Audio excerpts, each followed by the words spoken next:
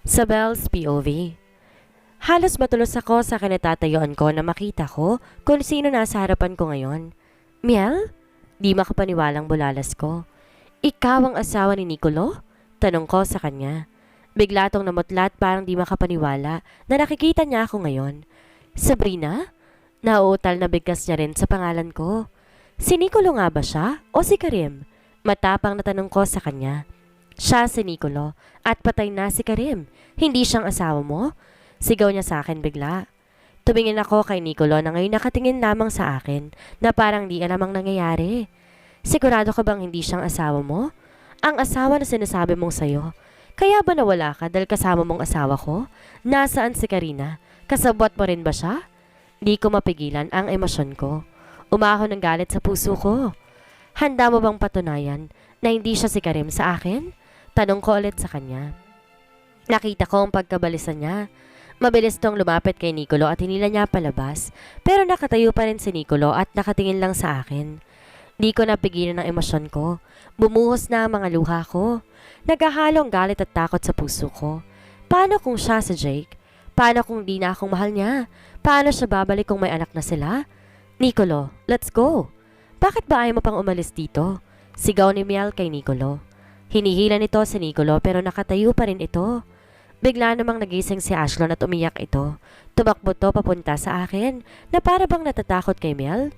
Mabilis lumapit sa akin si Miel at pilit hinihila ang anak niya na ngayon nagtatago sa likuran ko. Ashlon, let's go home. Tumingin ako kay Miel at umiwas to ng tingin sa akin. Sino ba talaga si Miel? Siya ba si Jake? Tanong ko ulit sa kanya. Hindi.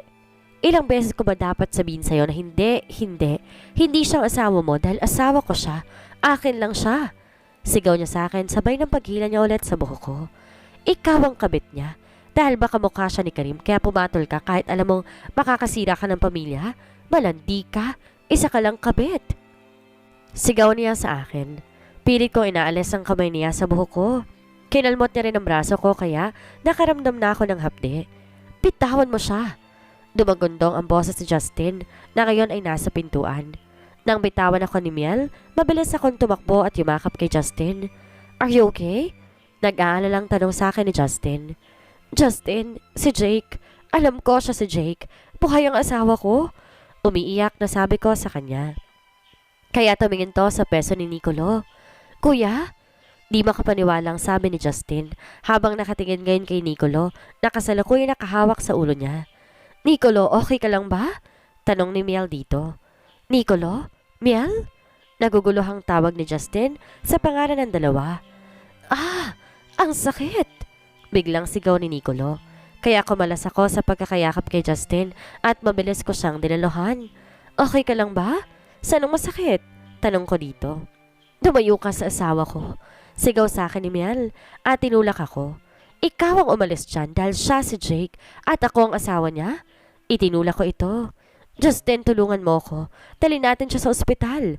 Saad ko kay Justin. Mabilis naman tong lumapit sa amin. Inalalay niya si Nicolo na ngayon dumadaing sa sakit ng ulo niya. Mabilis siyang sinakay sa kotse.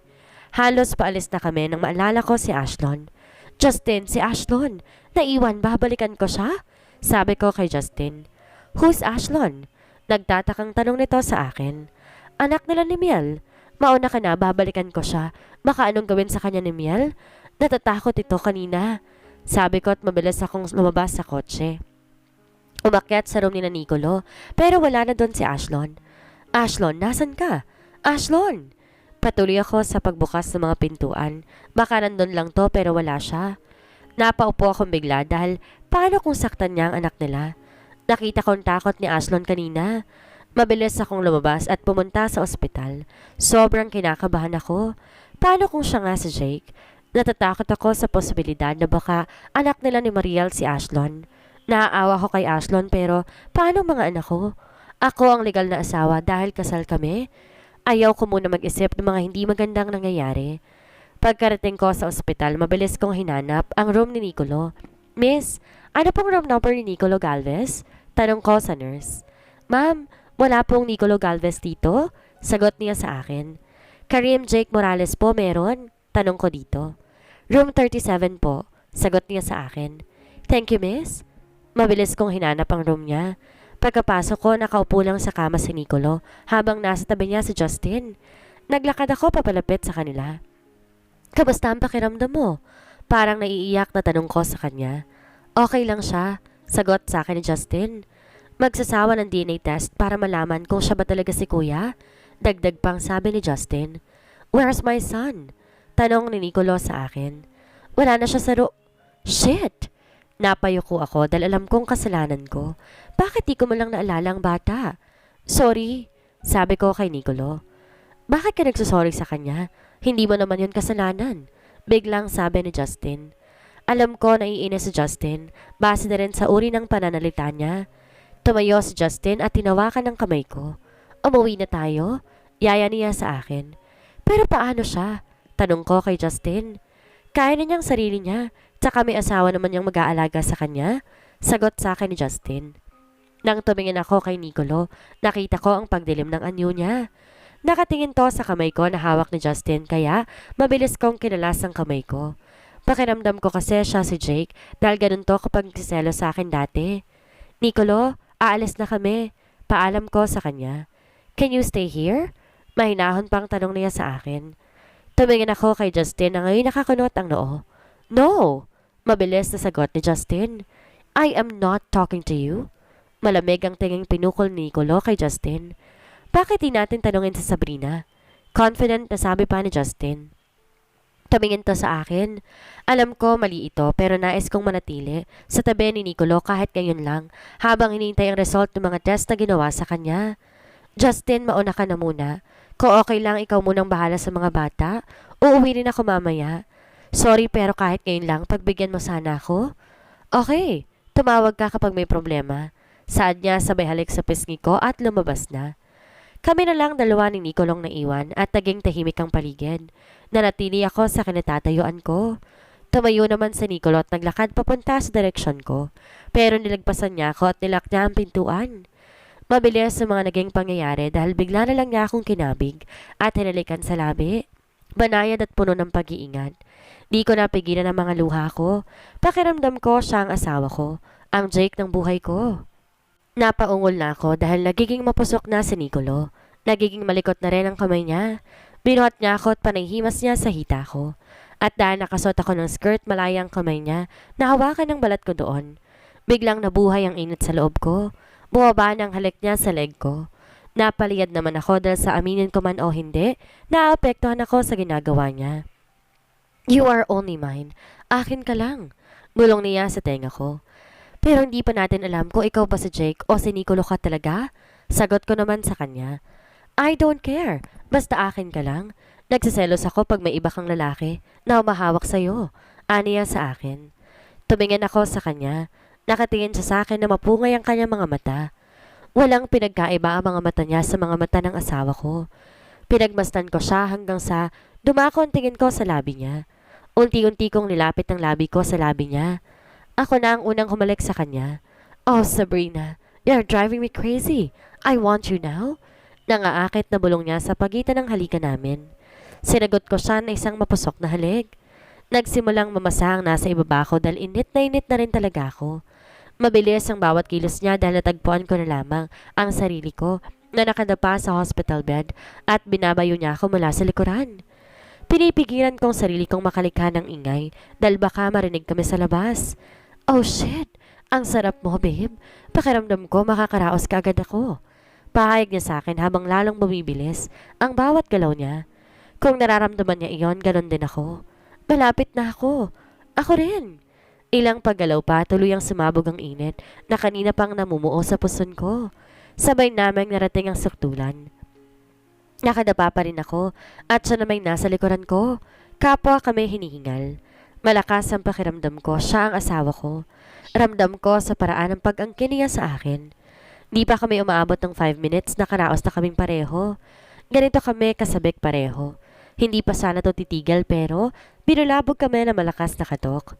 Mabilis akong pumasok sa loob ng CR para ayusin ang sarili ko. Habang nasa loob ako ng CR, naririnig ko ang boses ni Mel na galit kay Nicolo. Lumabas ako. Hindi ko kailangan magtago dahil kapag napatunayan ng asawa ko at may kinalaman siya sa nangyari kay Jake, malalagot siya sa akin. Paglabas ko, agad ako nakita ni Miel. Ang kapal na mukha mong kabit ka? Anong ginagawa mo dito? Galit na sigaw niya sa akin. Tinignan ko lang siya na seryoso. Hindi ako pwedeng maging mahina sa harapan niya. Pwede ba, Miel? Tumigil ka na. Saway sa kanya ni Jake. Ayoko na siyang tawaging Nicolo. Bakit mo siya pinagtatanggol? Kabit mo ba siya? Tanong niya kay Jake. Di nito sinagot si Miel. Mabilis namang lumapit sa akin si Miel at nang akmang sasampalin niya ako, inunahan ko na siya. How dare to stop my face? Walang hiya kang kabit ka. Galit na bulalas niya at susugurin niya ako. Pero sinampal ko siya ulit. Hindi lang isang beses kundi umabot ako ng 4. Ngayon lang ako nanakit ng iba. Di ko na kasi mapigilan na sarili kong galit sa kakatawag niya sa akin ng kabit. Dahil kung may kabit man sa aming dalawa, siya yun at hindi ako. Lumapit ako sa kanya at binulungan ko siya. Gusto mong malaman kung bakit ako nandito?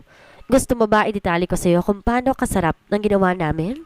Kasi ako, tumirik talaga ang mga mata ko. Pwede mong itanong sa asawa mo kuno. Asawa mo ba talaga o asawa ko? May diing tanong ko sa kanya sa huli. Tumingin to sa akin ng masama. Pagsisisihan mo ito. Umuwi na tayo, Nicolo. Sabi nito sabay hila kay Jake. Umuwi ka na. Kasama ko si Sabrina. Sagot sa kanya ni Nicolo. Bakit siyang kasama mo? Ako ang asawa mo? Ako lang. Bakit mas pinipili mo pa ang kabit mo? Don't tell me naniniwala ka sa babaeng to. Hindi ikaw si Jake. Hindi. Dahil ikaw si Nicolo. At ako ang asawa mo? Galit na sigaw nito kay Jake. Ihintay na lang natin ang DNA test. At kapag napatunayan kong ako si Jake, malalagot ka sa akin. Puno ng pagbabanta na sabi nito kay Miel. Sige, kahit ilan pang DNA ang gawin mo, ikaw si Nicolo at hindi ka si Karim. Matapang na sabi nito. At kapag pinili mo ngayon sumama dyan sa babae mo, hindi mo na makikita ang anak mo. Ang pinakamamahal mong si Ashlon? Nakangising sabi nito kay Jake. Biglang may kumirot sa loob ng puso ko. Bakit pati ang bata ay sinasali niya rito? Nang tumingin ako kay Jake, madilim ang anyo nito at nagtangis ang bagang niya, kaya alam kong galit na galit to ngayon. Don't you dare isali dito ang anak ko. May diin na labing, sabi ni Jake. Anak ko rin siya. Okay naman tayo, di ba? Pero sinira lang ng babaeng ito. Tapos ngayon sa kanya ka pa sasama? Kung yan ang gusto mo, sige. Pero hindi mo na makikita ang anak mo. Matapang na sabi ni Miel at mabilis lumabas ng silid. Tumingin ako kay Jake na napapahilamos sa mukha niya. Lumapit ako sa kanya. Sundan mo na siya. Utos ko sa kanya. Pero, isipin mo si Ashlon. Tumulong luha ko habang sinasabi ko yun sa kanya. Lumapit ito sa akin. Hinalikan ako sa labi. I will fix this. Promise. Sabi niya bago lumabas ng silid para habulin si Miel. Napaupo naman ako sa sahig dahil biglang nanlambot ang mga tuhod ko at sobrang sakit ang nararamdaman ko ngayon. Ito yung kinatatakutan ko. Kapag napatunayan kong siya si Jake, paano ang anak nila? Paano si Ashlon? Hindi ko kayang nasasaktan siya? Mas pipiliin kong hindi na lang makilala ang mga anak ko, ang daddy nila. Dahil sila sanay na walang daddy, pero si Ashlon nasanay to na nandyan ang daddy niya. Ngayon pa lang parang sinasaksak na ang puso ko dahil sa sakit. Inayos kong sarili ko at lumabas sa ospital para umuwi na. Pakiramdam ko pagod na pagod ako, pero kailangan kong isipin ang kambal. Sila ang kayamanang meron ako. Kakayanin ko at umaasa ako na magiging okay din ang lahat. Kailangan ko lang maghintay. Hintayin ang DNA test para mapatunayan na siya nga ang Jake ko. Mabilis sinabol ni Nicolo si Miel. Sa totoo lang, gulong-gulo na ang isipan ni Nicolo sa mga nangyayari. Sumasakit lang ulo tuwing ipipilit niyang alalahanin kung siya ba ang Karim na sinasabi nila. May kung ano sa loob niyang naniniwala na siya nga si Karim Jake. Alam ni Nicolo espesyal si Sabrina sa puso niya na tuwing nasa malapit ito, sobrang bilis ang tibok ng puso niya. Miel, we need to talk, sabi ni Nicolo sa asawa niya. Wala tayong dapat pag-usapan, Nicolo. You cannot change the fact that you cheated on me. Hindi pa ba ako sapat sa'yo? I gave you everything. Tapos, lolokohin mo lang ako?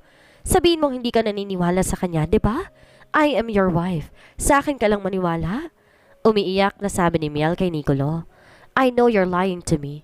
Sabihin mo ng totoo. Ano ba si Karim? Ako ba yon?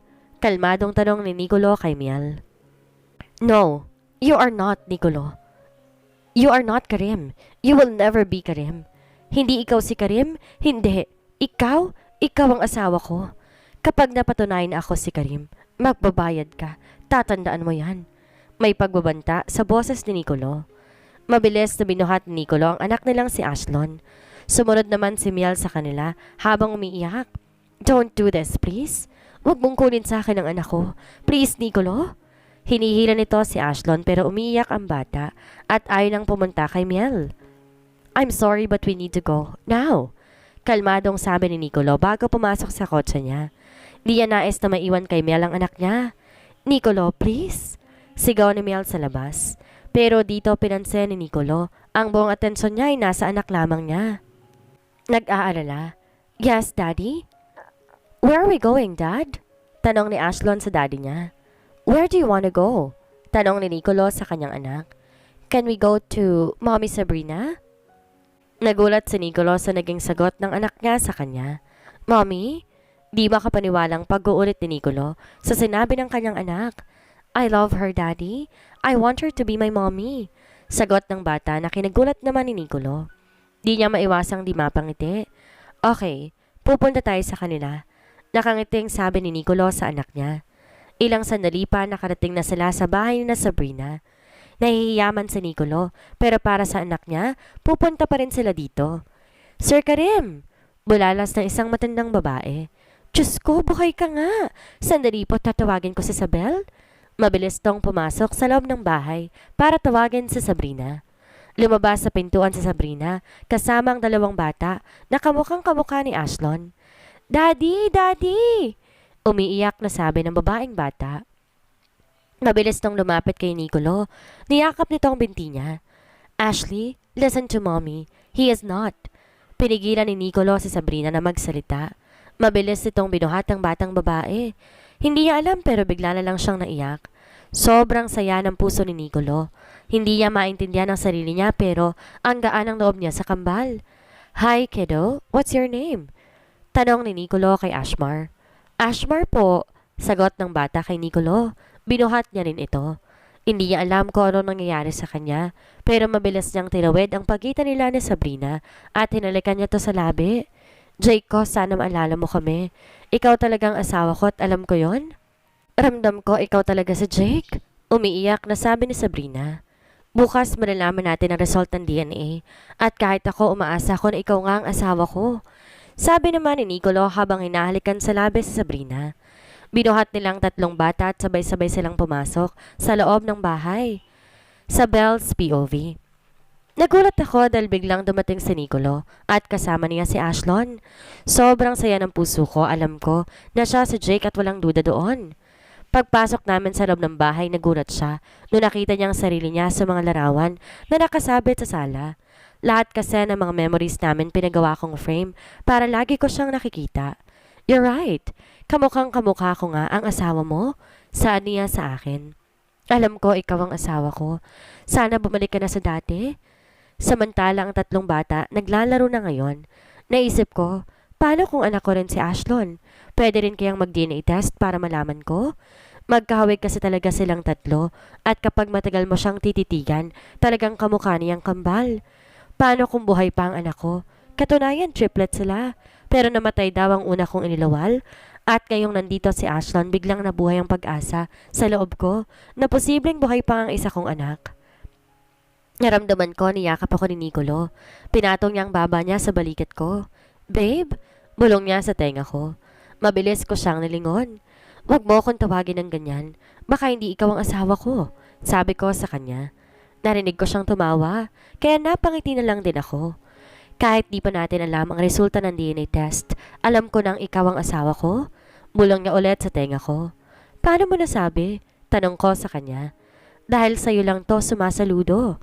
Nakangising sabi niya, sabay diin sa pangupo kong nasa pagitan ng mga hita niya. At kapag ikaw nga ang asawa ko, puputulin ko na lang yan kapag nalaman ko na nangyayari sa inyo ng bruhang Miel na yon. Tinuring ko pa siyang kaibigan noon, kahit alam kong may nakaraan kayo. Mahabang litanya ko sa kanya. Ano nakaraan namin? Kulot noong tanong niya sa akin. Friends with benefits kayo. Mabilis na sagot ko sa kanya. Believe me, babe. Simula na magising ako, wala pang nangyayari sa amin ni Mel. Kaya nga ramdam mo naman siguro kung gaano ko katigang, di ba? Nakangising sabi niya sa akin. Bakit ba yan ang pinag-uusapan natin? Tara na nga sa hapag at kumain na tayo. Alam kong nagutom na ang mga bata dahil kanina pa sila naglalaro. Yaya ko sa kanya. Tumawa naman ito. Hawak kamay kaming pumunta sa kinaroroonan ng mga bata. Kiddos, it's time for dinner. Sabi nito sa mga bata. Can you please carry me, Daddy? Sabi ni Ashley. Of course, baby. Nakangiti nitong sagot sa anak namin. Claim ko na talaga na siya ang asawa ko. Malakas ang pakiramdam ko na siya talaga ang Jake ko. Masaya kaming naghapunan bilang isang buong pamilya kahit na wala pang kasiguraduhan na buo kami. Sumapit ang gabi at kaming 5 ang natulog dito sa silid namin. Nasa gitna ang 3 bata. Malaki ang kama at maluwag pa kami. Good night, babies. Sabi ko sa 3 bata at hinalikan ko silang lahat sa pisngi. Good night, mommy. Panabay na sabi nila. How about daddy? Kunwaring nagtatampong sabi ni Jake. Good night, Daddy. Sabay nilang yakap. Ako naman nakangiti lang sa kanila. Nauna na akong humiga. Siya naman nag-ayos sa kumot ng mga bata. Good night, babe. Sabi niya sa akin at tinalikan niya ako sa labi. Umiti lang ako sa kanya. Natulog ako ngayon na may ngiti sa labi. Mas mahalaga ang ngayon, kaya susulitin ko muna. Bukas magbabago ng lahat. Malalaman namin kung siya ba si Jake o siya talaga si Nicolo. Kahit alin man doon tatanggapin ko ng maluwag sa loob ko. Maaga akong gumising para magluto ng almusal namin. Habang abala ko sa paghahalo ng fried rice, may biglang yumakap sa akin. Good morning, babe. Bulong sa akin ni Jake. Good morning. Sagot ko sa kanya. Naramdaman ko hinalikan niyang leeg ko, kaya napangiti ako. Ang akala ko kasi behave siya kagabi, pero humirit ng 2 rounds, kaya natulog ang mga bata. Di rin talaga makatiis ang manong na to. Bakit ang aga mong gumising? Tanong niya sa akin. Kasi po, magluluto pa ako ng breakfast. Sagot ko sa kanya. Ako na ang magluluto, babe. Alam ko pagod ka pa. Sabi niya sa akin. Tayo na lang pong 2. Nakangiting sabi ko sa kanya. Okay, babe. Sagot niya sa akin at tinalikan ako sa pisngi. Naging masaya ang simula ng araw ko. Kasama sila. Isang pamilya kasi ulit kaming kumain. Iba ang saya ko tuwing magkakasama kami. Larawan ng isang buong pamilya. Isang masayang pamilya. Kasalukuyan kaming bumabiyahe papunta sa ospital para tingnan ang resulta ng DNA test. Are you okay? Tanong niya sa akin. Kinakabahan ako. Sagot ko sa kanya. Dahil grabe ang nararamdaman kong kaba ngayon. Hindi ko kayang ipaliwanag. Me too. Sagot niya sa akin. Paano kung hindi ikaw si Jake? Tanong ko sa kanya. Walang magbabago, babe. Sagot niya sa akin sabay halik sa kamay ko. Pero ayoko maging kabit. Ayoko maging dahilan ng pagkasira ng pamilya mo. Malungkot pang sabi ko sa kanya. Kahit na ang totoo'y nasira ko na nga ito. Just trust me. Sabi niya sa akin at tinalikan niya ulit ang kamay ko na hawak niya. Magmula pa kanina. Okay. Tanging sagot ko sa kanya. Ang bilis lang na naging biyahe namin. Hawak kaming pumasok sa loob ng ospital at hinintay na tawagin kami. Nicolo Galvez? Tawag sa kanya. Let's go, babe. Sabi niya sa akin. Naglakad kami at kinuha ang envelope na may laman ang resulta ng DNA test. Nilalamig pa ang paa at kamay ko. Sobrang kabado ko. Sa bahay na lang natin buksan, sabi niya sa akin. Okay, kabadong sagot ko sa kanya. Nagmaneho siya pauwi sa bahay. Dumiretso kami sa kwarto at kami lang 2. Sinabihan niya ang mga kasambahay na wag munang kumatok at alagaan muna ang mga bata. Umupo ako sa kama habang nakatayo. Unti-unting binubuksan ang envelope. Nilabas ang papel na may laman ng resulta. Binasa niya to habang ako nakatingin lamang sa kanya. Wala akong mukhang sagot mula sa kanya dahil nakatulala lamang ito ngayon. Ano nakalagay? Positive or negative? Tanong ko sa kanya. Mabilis nung lumapit sa akin at tinalikan ako sa labi. I love you, babe. Sabi niya sa akin. Jake? Ikaw ba si Jake? Umiiyak pang tanong ko sa kanya. Hinilikan niya ulit ako at naramdaman ko ang pagpatak ng mga luha niya. I've missed you so much. Akala ko wala ka na. Mahal na mahal kita sobra, Jake ko. Sabi ko sa kanya habang walang tigil sa pagpatak ang mga luha ko. Help me. Help me to remember everything. Tulungan mo ako, babe. Nakalimot ba ng isip ko pero kilala ka ng puso ko. Mahal na mahal kita, babe. Bigyan mo ko ng oras na maalalang lahat. Umiiyak na sabi niya sa akin. Oo, Jayco. Ipapaalala ko sa'yo lahat. Si Ashlon, pwede ba natin siyang ipa-DNA test? Sa tingin ko kasi anak din natin siya. Malakas ang pakiramdam ko, anak natin siya. 3 ang anak natin at ang sabi nila, namatay ang isa, kaya siya ang unang lumabas. Umiiyak na sabi ko. Kapag may kinalaman dito si Miel, magbabayad siya ng mahal sa mga ginawa niya sa pamilya natin. Galit na bulalas ni Jake. Oo, magbabayad siya, napakasama niya. Para yung nagawa ang lahat ng to. Noon pa man baliw na baliw siya sa'yo. Pero nasan si Karina? Bakit nawawala siya? Tanong ko sa kanya. Sorry babe, hindi ko rin alam at di ko rin kilala ang Karinang sinasabi mo. Aniya sa akin. Niyakap niya ako ulit at tinalikan sa labi. Puntahan na natin ang mga anak natin. Yaya niya sa akin. Mauna ka na, susunod ako. Sabi ko sa kanya. Okay, basta sumunod ka kaagad. Aniya sa akin. Opo, susunod ako kaagad. Pagkalabas niya, mabilis kong tinawagan si Mommy. Mommy, pwede po ba kayo maghapunan dito lahat? Kasama sina Justin, Daddy at Mara? Pambungad na tanong ko kay Mommy. Hello anak, okay, punta kami dyan. See you! Sagot sa akin ni Mommy sa kabilang linya. Thank you Mom, bye! Bye! Sagot naman niya sa akin. Pagkatapos ko makausap si Mommy, bumaba na ako para puntahan na mag-ama kong naglalaro ngayon.